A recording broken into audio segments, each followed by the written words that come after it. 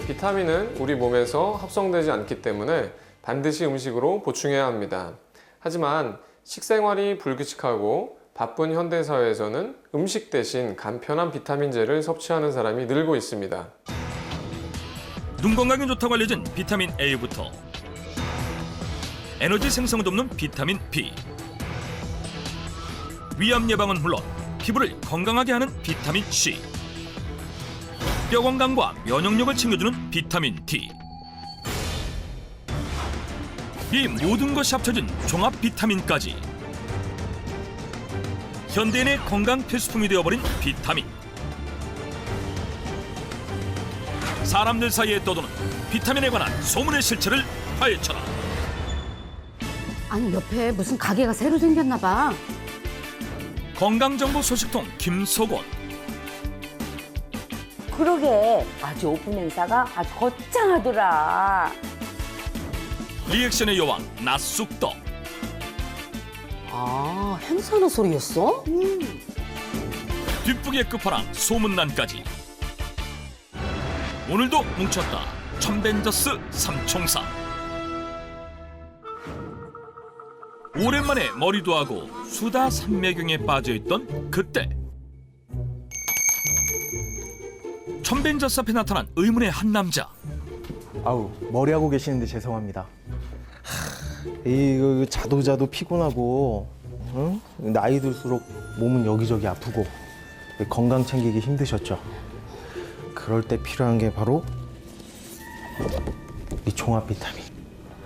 여기 앞에 오픈했거든요. 그러니까 비타민 구경하러 한번 오세요. 쏙쏙 귀에 들어오는 남자의 설명에 첨벤저스의 관심이 순식간에 종합 비타민으로 향했는데 근데 뭐가 이렇게 많아? 뭘 사야 되는 거야? 이거 먹어야 해. 이게 뭔데? 천연 비타민. 왜 합성보다는 천연이 더 좋다고 하잖아. 천연 비타민? 아 그런 게 있었어? 비타민에도 천연이 있다? 우리가 섭취하는 비타민에는 화합물을 합성해서 만든 합성 비타민과 채소, 과일 등의 원료에서 비타민을 뽑아낸 천연 비타민이 있는데 최근에는 천연 비타민이 건강에 더 좋다는 입소문과 함께 큰 인기를 누리고 있었다. 시중에서도 다양한 천연 비타민을 만나볼 수 있었는데 여기 완전 다 천연이에요. 합성 전혀 안 들어가고. 그래서 가격대가 좀 비싸요. 근데 흡수나 이런 거는 얘가 훨씬 잘 돼요. 천연이니까 안 돼요. 판매원들 역시 천연 비타민이 더욱 좋다고 얘기하고 있었는데 과연 사실일까? 비타민에 관한 수상한 소문. 천연 비타민이 합성 비타민보다 좋다는 소문의 실체를 파헤쳐라. 과연 진실은 무엇일까? 네, 안녕하세요. 그 해답을 알려줄 이지연 약사. 네, 시중에서 천연 비타민이라고 선전하고 판매하는 제품 중에서 100% 천연 제품은 없습니다. 100% 천연 비타민을 찾기 어렵다?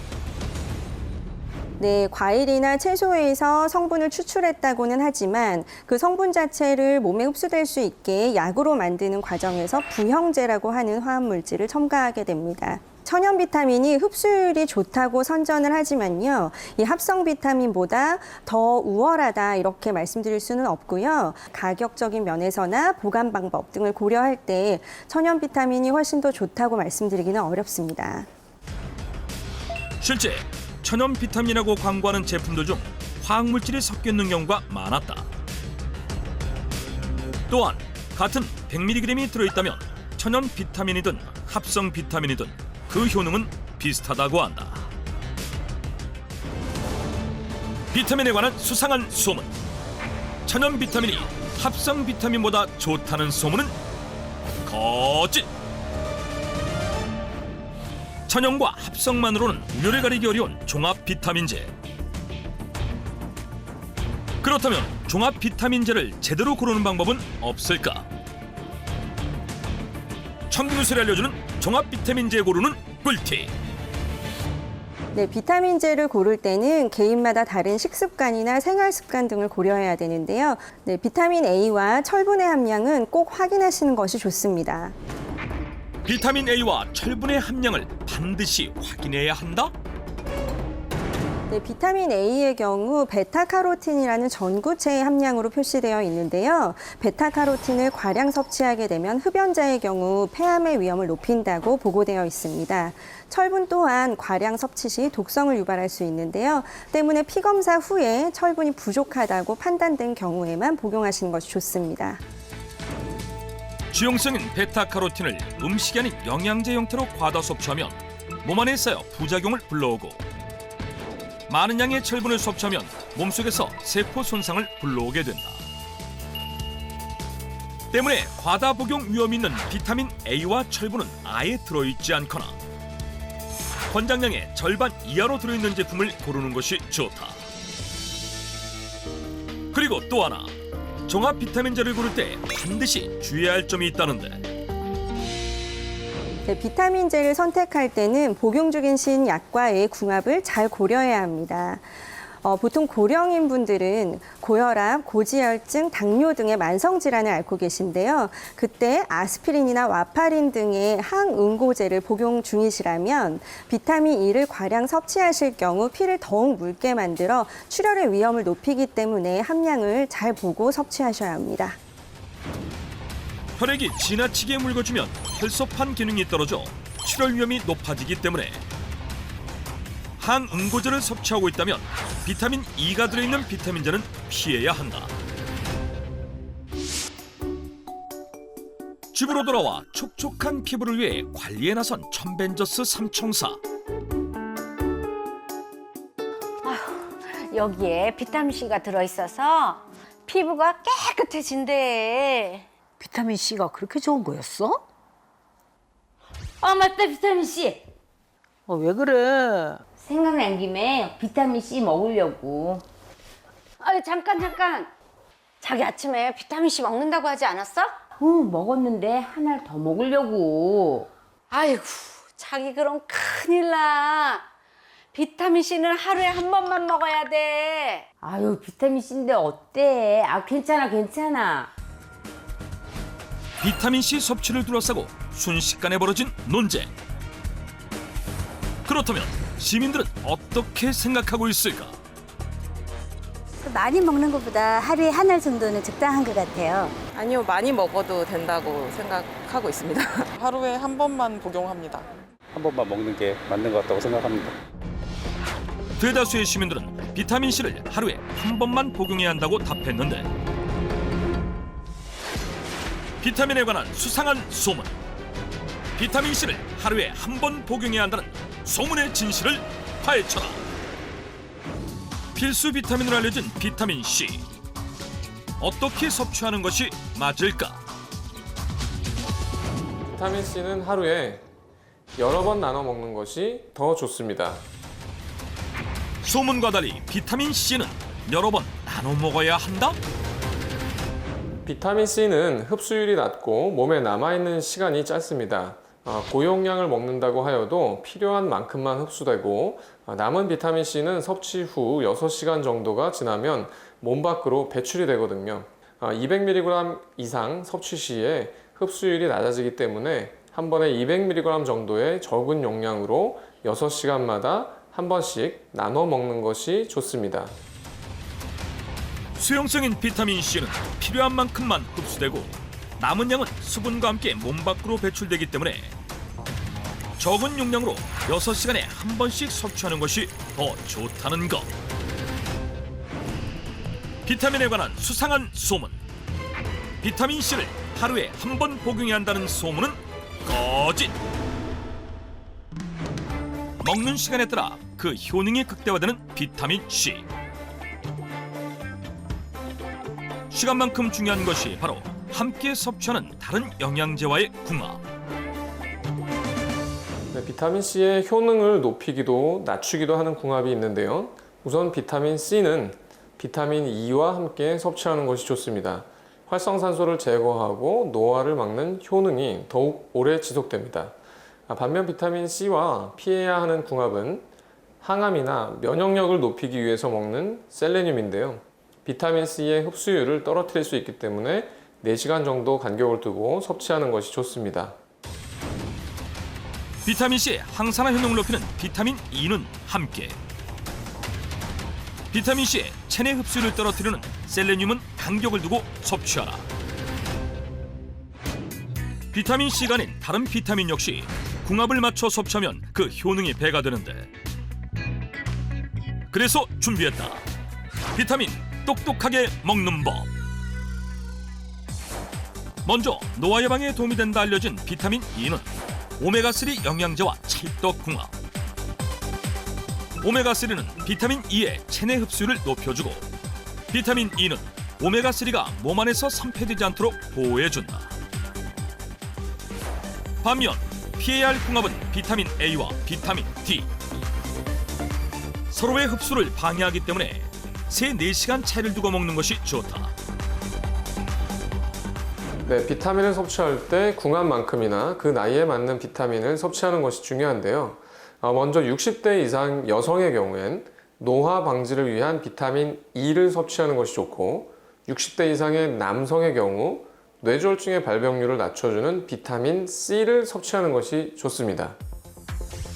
또한 40-50대 여성의 경우 갱년기로 골다공증 위험이 있기 때문에 비타민 D를 섭취하는 것이 좋고, 심혈관 질환 위험이 높아지는 40-50대 남성의 경우 혈액 독소 제거에 도움을 주는 비타민 B를 섭취하는 것이 좋다. 그리고 활동량이 많은 20-30대의 경우 눈 건강과 활성산소 제거에 도움을 주는 비타민 A와 C를 섭취하는 것이 좋다. 이처럼 나이와 건강 상태에 따라 필요한 비타민이 다르기 때문에 자신에게 꼭 맞는 비타민을 골라 섭취해야 효능을 높일 수 있다. 자기야, 커피. 햇살 너무 좋다. 기분까지 좋아지는 것 같아. 창문으로 비치는 햇볕을 듬뿍 받으며 한가한 오후를 즐기고 있는 김석훈과 소문난 씨. 근데 자기, 반면 리액션의 여왕 나쑥떡은 난 눈 부시는 거 딱 질색이야. 그냥 태양을 피하고 싶었어. 아무리 달려봐도 태양은 계속 내 위에 있고. 이 좋은 햇빛을 왜 피해? 비타민 합성해야지. 비타민? 그래, 햇빛을 받아야 비타민 D가 흡수된다잖아. 비타민 D가 뼈도 만들고 얼마나 중요한 건데. 맞아. 우리도 뼈 건강 챙겨야 돼. 자기 이리 와서 햇볕 좀 쬐. 뼈의 형성과 유지에 필수적이라고 알려진 비타민 D. 몸속에서 생성되지 않기 때문에 반드시 음식이나 햇볕을 통해 보충해야 한다고 알려져 있는데, 실내에서도 비타민 D를 합성할 수 있다? 햇빛을 안 볼 경우에는 창문을 통해서라도 보려고 하고 있습니다. 베란다에 나가서 이렇게 햇빛 비치는 데 앉아서 차 마신다던가 하려고 노력은 하고 있습니다. 실제 많은 사람들이 실내에서 창문을 통해 비타민 D를 보충하고 있었는데, 비타민에 관한 수상한 소문. 실내에서 비타민 D를 합성할 수 있다는 소문의 실체를 파헤쳐라. 그 해답을 알려줄 최은정 박사를 만나보기로 했다. 네, 간단한 실험으로 알아볼 수 있는데요. 햇빛 속의 자외선 B가 피부에 도달하게 되면 비타민 D가 합성이 되게 됩니다. 그러므로 유리창을 통과하고도 자외선 B가 측정되는지 확인해 보게 되면 비타민 D의 생성 여부를 알아볼 수 있습니다. 햇볕에는 A와 B 두 종류의 자외선이 존재하는데, 자외선 A는 피부 노화를 가속화시키지만 자외선 B는 비타민 D를 만드는 역할을 하게 된다. 그렇다면 창문을 통과한 햇볕 속에는 자외선 B가 얼마나 들어있을까? 자외선 B 측정기를 통해 직접 실험해보기로 했다. 먼저 창문을 열었을 때 햇볕 속의 자외선 B 수치를 측정하고, 창문을 닫은 뒤 창문을 통과한 햇볕 속 자외선 B 수치를 측정해봤는데, 과연 그 결과는 어떻게 나왔을까?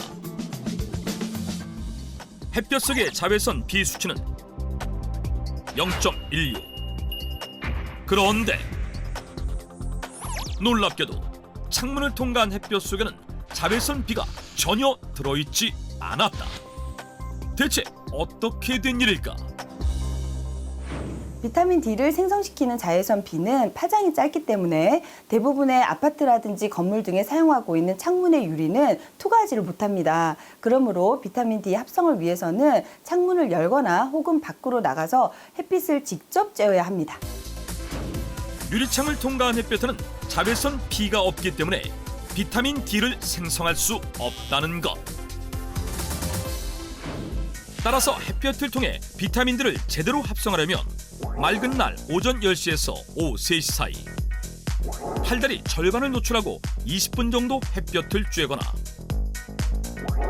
실내에서는 반드시 창문을 열어야 한다. 비타민에 관한 수상한 소문. 실내에서 비타민 D를 합성할 수 있다는 소문은 거짓.